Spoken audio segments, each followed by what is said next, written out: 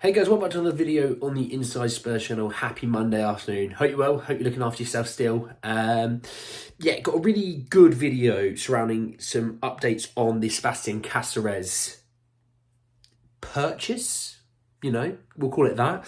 And how Spurs potentially are lining up their move already for the Uruguayan international, as well as some interesting information coming from Sami Muckbell around Johan Lange and kind of what we could look to expect for the January transfer window. So plenty to get into. Just a couple of things. I have obviously released the review to the Aston Villa game earlier, so go back and have a little watch of that and let me know what your thoughts and feelings about that game.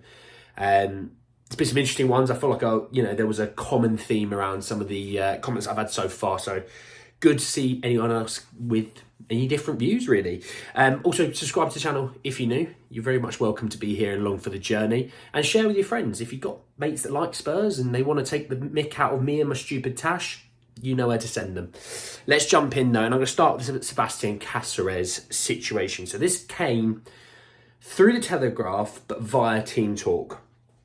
They said, according to the Daily Telegraph, Tottenham are, quote, lining up a move for Caceres in January and have been tipped to sign him for a bargain fee.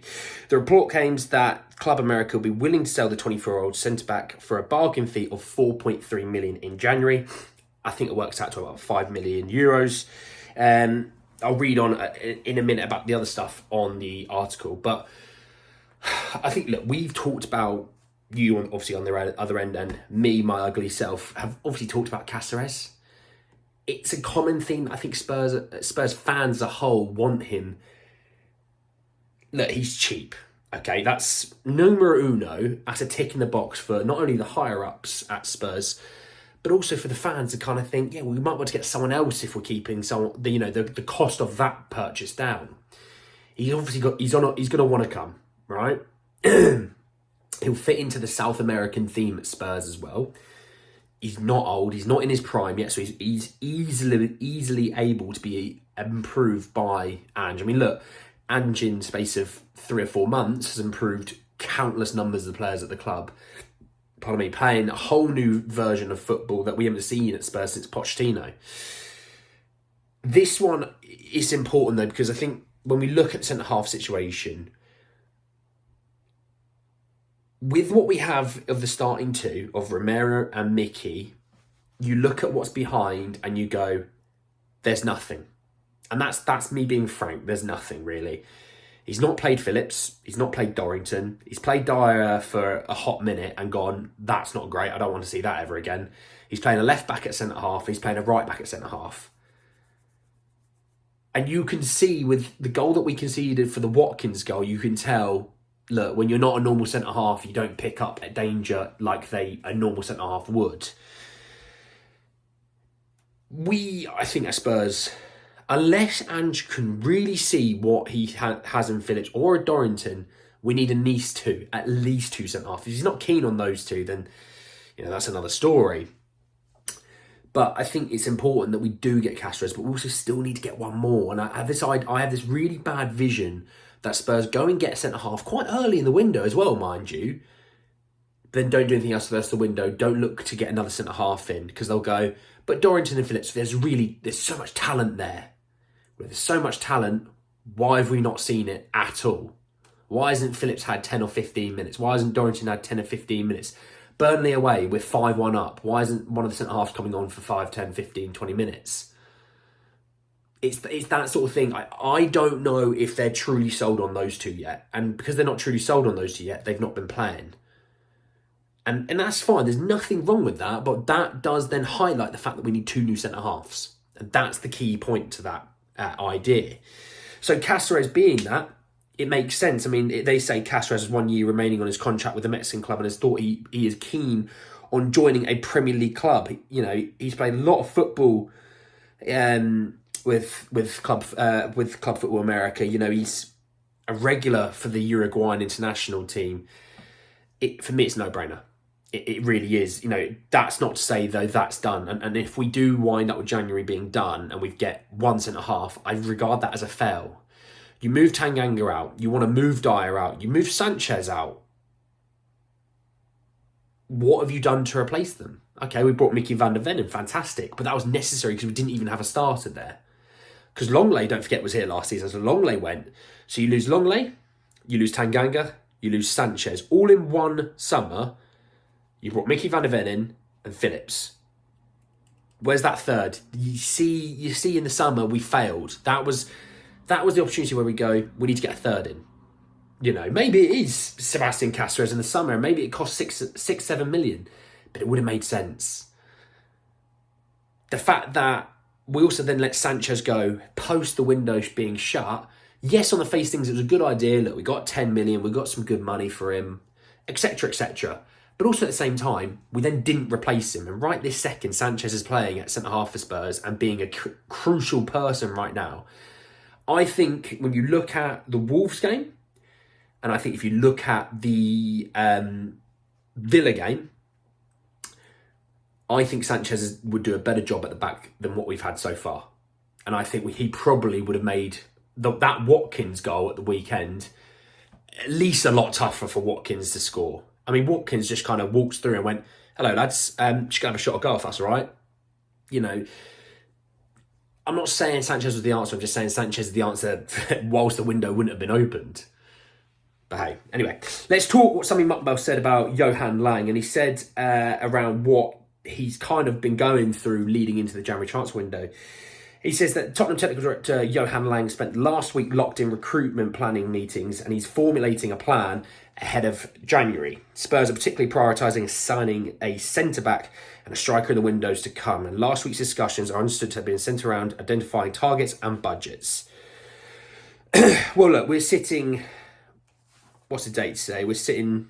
Oh, if my iPad plays fair, we're sitting at November 27th. We've got, let's call it a month, right?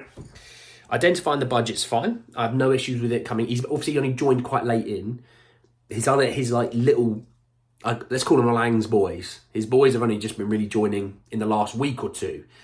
It was always going to take time into December to see what really was going to be hitting motion. But, you know, it looks like we're prioritising a centre-half. We're prioritising a striker. That's fine. There's no issues there. It does make me feel like we're not going to be looking to move any midfielder on, including Højbjerg and Lo Celso, which, again, if that's the case, that's fine. I haven't got an issue because if you've got, you know, your midfield being, let's say, Madison, Sarr and Basuma being the main three this season, you've then got Lo Celso, Højbjerg and Bentancur as their backups, which is solid enough to the end of the season. You mix in the Skip or a Donnelly or whoever else you can think about, even Kulusevski being in midfield. That's fine to the end of the season. Obviously, come the summer, we'll probably have to look to replace Højbjerg. Maybe Lo Celso. I don't know what would happen there. On the centre-half position, I've just talked about it. We need at least two, in my opinion. And I think he'll get at least the attacker and centre-half that we need leading into the summer, where we go, right, now we need... You know, depending on what happens with Richarlison might go in January, but if not, he probably goes in the summer. And then if he goes in the summer, we need to replace the left wing. You know, if we're going to be looking at left back and Session's not fit, Perisic will be going, or if not gone in January, but going at least. And obviously Davies, he's getting on. We should be looking to replace these people. Then, okay, right, we need left back. Porro's obviously... mustard. I love Pedro Porro so much. I'm so glad. I repeat this all the time because it probably makes some people annoyed, but I'm so glad to be proved right about Pedro Porro and how he was always supposed to be the number one right back, and it's not even close to him in Emerson.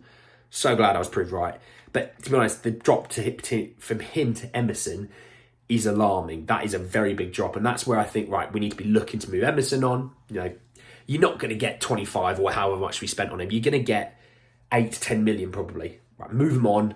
Get a right back in. Get a right back in that can actually play football, basically, and it can really offer you something what Pedro Porro does. You know, we've still got Jed Spence situation. What's going on with Leeds? You know, he's been a bit injured this season, but will he regain himself? And look, does he then get moved on? Do Leeds want to keep him on permanently? You know, same situation with Joe Rodon. That's another point I forgot. You know, Sanchez, Tanganga, Dyer's going to be going. You know, Longley went back, Rodon. God, we moved so many or lost so many centre-backs and we replaced it with two. Ugh. Yeah, I mean, I'm not a maths teacher. But that maths doesn't add up, does it?